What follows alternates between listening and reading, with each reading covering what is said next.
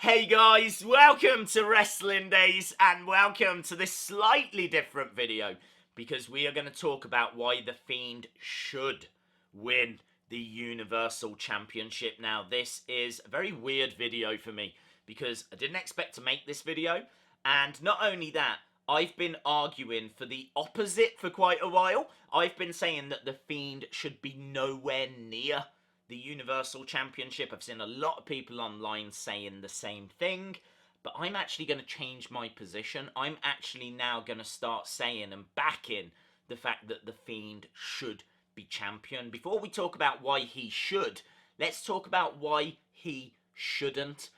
The reason why he shouldn't is because he is darkness. He is about revenge. He is about terrorizing the WWE. He's about sneak attacks. How does a title reign fit into that? The Fiend shouldn't be interested in championships. He shouldn't be interested in gold and title reigns and records and regular matches and all of that kind of stuff. So it doesn't make any sense for The Fiend to even want a title reign. But I'm actually going to argue that this would be the right way forward. The reason why we're talking about this is all thanks to Golden One Center, I believe they're called. That's where Hell in a Cell is going to take place, and they made a boo-boo. They accidentally tweeted out, we think, a future part of this storyline. So they tweeted out the fact that Bray Wyatt had challenged either Seth Rollins or Braun Strowman to a Hell in a Cell match. We believe that match will be for the Universal Championship. Kind of suggests that that's going to be Bray's next feud or the Fiend's next feud. So that would suggest that the next few weeks we're still just going to see sneak attacks. We know that Stone Cold, Undertaker, both on WWE shows in the next few weeks. We know that Clash of Champions is, I think, the 15th of September, so we haven't got that long to go. We've only got a couple of weeks until Clash of Champions, so it could be a couple of sneak attacks, and then Bray Wyatt, the Fiend, shows up at Clash of Champions and sets his challenge, approaches whoever is champion, and the match is made for Hell in a Cell. So why is this a good idea? I think this is a good idea now because I've been thinking a lot about how The Fiend would operate as champion. And I really think that this would work in his benefit because he is about getting revenge. He wants to go after Randy Orton, who burnt down the compound. You could even make an argument for people like Chad Gable because it was Randy Orton and Bray Wyatt who were the SmackDown Tag Team Champions, and then American Alpha defeated them. That's what led to Luke Harper being kicked out of the Wyatt family. There was already tension between Harper and Orton. That's what really pushed it over the edge. Jason Jordan, of course, no longer seen on TV, but Chad Gable could get a visit by The Fiend for basically starting the breakup of the Wyatt family. So there's lots of arguments for different people that could be visited by The Fiend. You've also got Baron Corbin, who was an acting GM. We've already seen other Raw GMs be taken out, so surely Baron Corbin's name is on the list. John Cena at WrestleMania, obviously getting the victory over Bray Wyatt. Undertaker doing the exact same thing a year later. So there's lots of names on this list.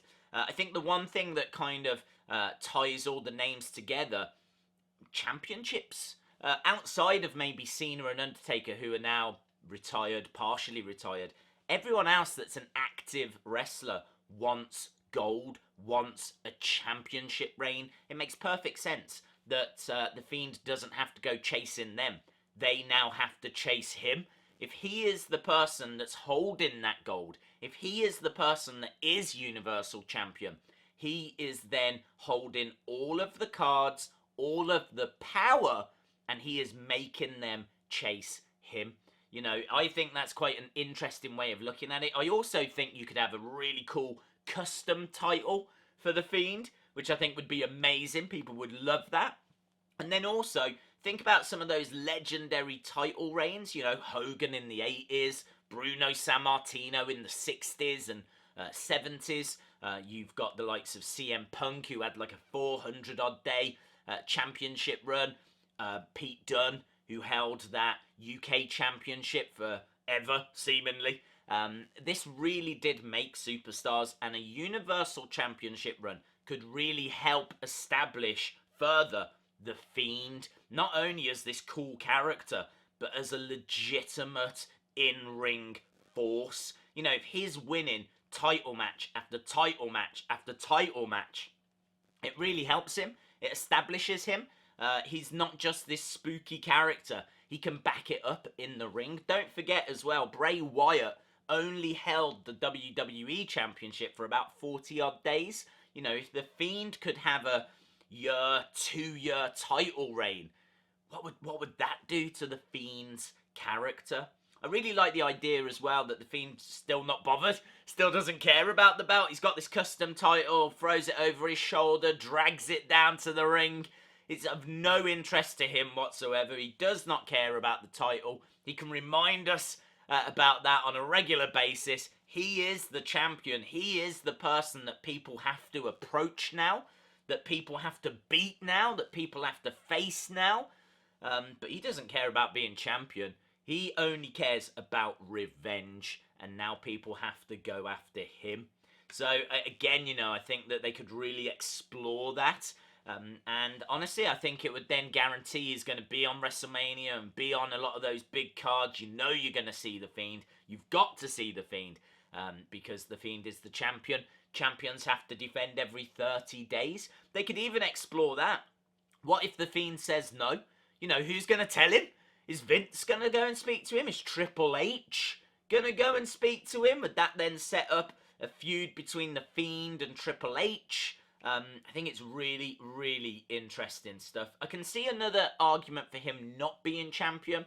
That argument is kind of the argument that people have always used with The Undertaker. You know, the Fiend and The Undertaker, such big characters. People will watch WrestleMania just for their matches.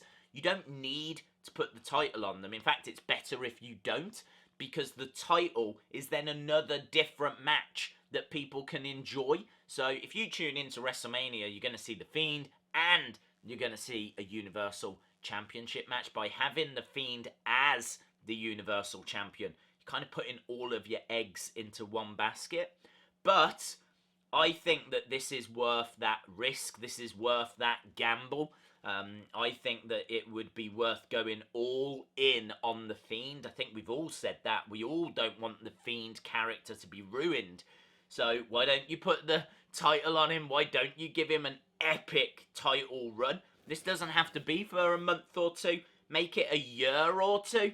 Give it him for a long period of time.